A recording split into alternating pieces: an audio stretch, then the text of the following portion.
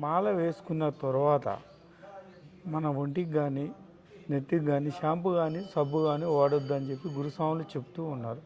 అది చాలా వరకు స్వాములు అది పాటించట్లేదు. అది ఎట్లంటే ఇప్పుడు స్వామి వేసుకుంటున్నారు, షాంపూ పెట్టుకుంటున్నారు, సబ్బు పెట్టుకుంటున్నారు. ఎట్లంటే దువ్వుని పెట్టుకోవద్దు నెత్తికి చెప్పినా గురుస్వామి మాట అనేది పట్టించుకోవట్లేదు. ఈరోజు స్వాములు ఎట్లా తయారయ్యారంటే చాలా వరకు కమర్షియల్. గురుస్వామి మాకు చెప్పడం ఏంటి, మేము ఎందుకు వినాలి, ఇది ఎంతవరకు అనేది కరెక్ట్ అనేది మీరు చెప్తే మేము తెలుసుకోవాలి. స్నానం చేసేటప్పుడు సబ్బు షాంపూ అన్నీ పెట్టుకుంటున్నారు, అసలు పెట్టుకోవద్దు కదా, దూయొద్దు కదా అని మీ యొక్క ప్రశ్న.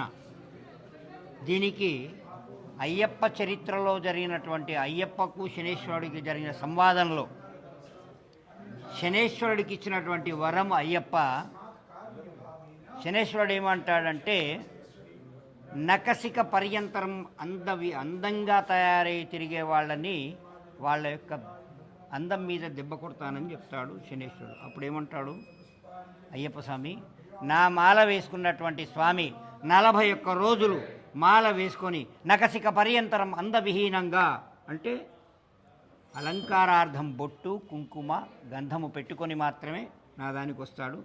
అప్పట్లో షాంపూలు సబ్బులు లేవు స్వామి, షాంపూలు సబ్బులు లేవు, ఖాళీ సున్నిపిండి దాంతో మాత్రమే స్నానాలు చేసేవారు.